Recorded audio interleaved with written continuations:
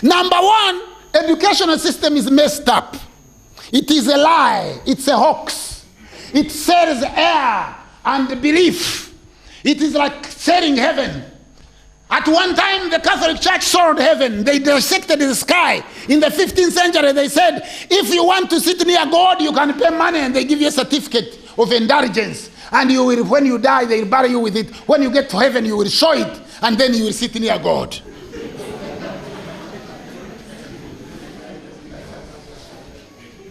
If you didn't have enough money, you paid little money, then they say you will sit very far, like God is in Kona Kamdini, and you are sitting here in Lira.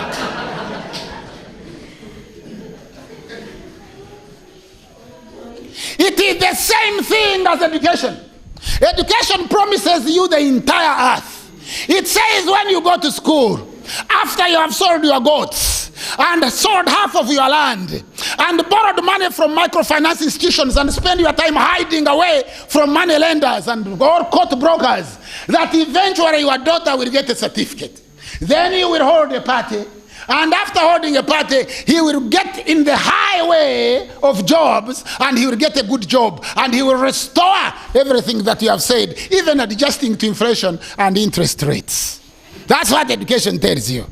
And they point to this man and they say, look, he went to school.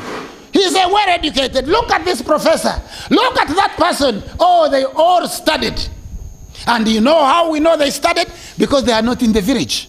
They live in Kampala. They come home on Christmas. And when they come on Christmas, they live in a hotel, like Pauline Hotel.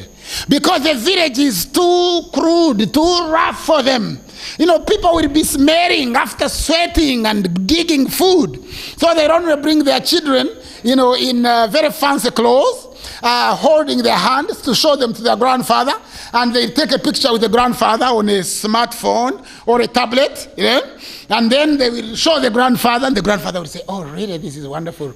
My son completely went to school. And afterwards, after they have eaten his grandfather's only remaining goat, and even the chicken, and ask the grandfather to give them some cassava and some millet to take to Kampala because they have come with no food, and where they live, they don't have enough, then they will wave goodbye. And grandfather will say, my children really went to school. My children, really wonderful, went to school. They have lied to you. They have hoodwinked you.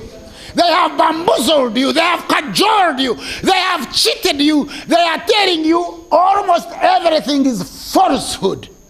It is a falsehood because the most richest people in Lila and Gulu and Kampala and Mbarara and Kabare didn't go to school.